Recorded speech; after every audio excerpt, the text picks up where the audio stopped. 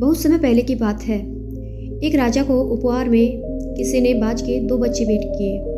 वे बड़े ही अच्छी नस्ल के थे और राजा ने कभी इससे पहले इतने शानदार बाज कभी नहीं देखे थे। राजा ने उनकी देखभाल के लिए एक अनुभवी आदमी को नियुक्त कर दिया। जब कुछ महीने बीत गए तो राजा ने बाजों को देखने का मन बनाया और उस जगह पहुंच गए जहां उन्हें पाला जा रहा था। राजा ने देखा कि दोनों बाज काफी बड़े हो चुके हैं और अब पहले से भी शानदार लग रहे हैं। राजा ने बाजों की देखभाल कर रहे आदमी से कहा, मैं इनकी उड़ान देखना चाहता हूँ, तुम इन्हें उड़ने का इशारा करो। आदमी ने ऐसा ही किया। इशारा मिलते ही दोनों बाज उड़ान भरने लगे, पर जहाँ एक बाज आसमान की ऊंचाइयों को छू रहा था वहीं दूसरा कुछ ऊपर जाकर वापस उसी डाल पर आकर बैठ गया जिससे वो उड़ा था। ये देख राजा को कुछ अजीब लगा।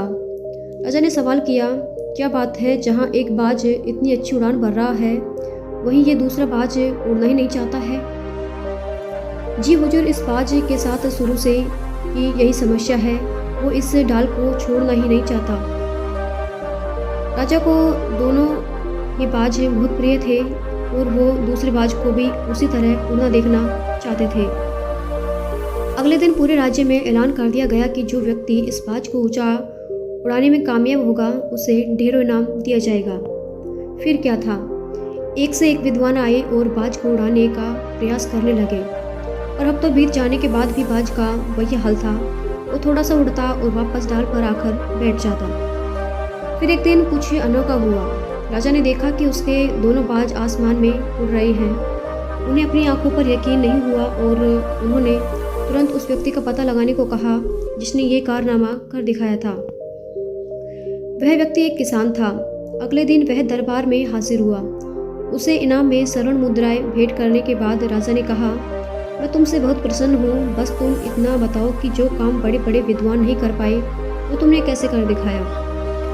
मालिक, मैं तो एक साधारण सा किसान हूँ, मैं ज्ञान की ज़्यादा बातें नहीं कर जानता। मैंने तो बस वो डाल ही काट दी जिस पर बैठने का बाज आदि हो चुका था, और जब वो डाल ही नहीं रही तो वो भी अपने साथी के साथ ऊपर उड़ने लगा। तो दोस्तों, हम सभी ऊंचा उड़ने के लिए ही बने हैं, लेकिन कई बार हम जो कर रहे होते हैं उसके इतनी आदी हो जाते हैं कि अपनी ऊंची उड़ान भरने की, कुछ बड़ा करने की काबिलियत को भूल जाते हैं। यदि आप भी सालों से किसी ऐसे ही काम में लगे हैं जो आपके सही पोटेंशियल के मुताबिक नहीं है, तो एक बार ज़रूर सोचिए कि कहीं आपको भी उस डाल को काटने की ज़रूरत तो नहीं है जिस पर आप बैठे हुए हैं।